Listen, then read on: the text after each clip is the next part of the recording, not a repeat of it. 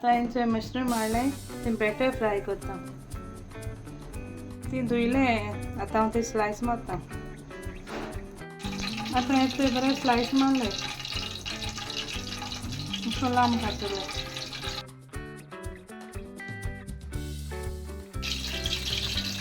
1 cup मैदा घेतला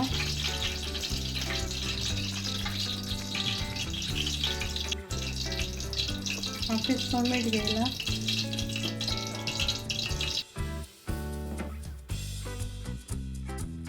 orange food colour घ्यायला तो घालपाचे आणि मिक्स करपाचे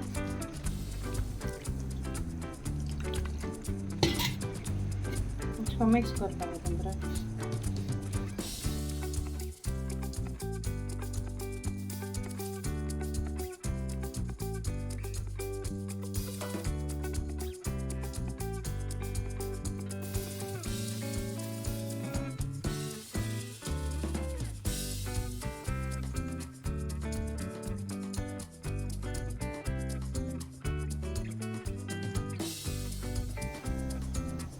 आता यांचे तेल दाखवलं आता ते फ्राय करता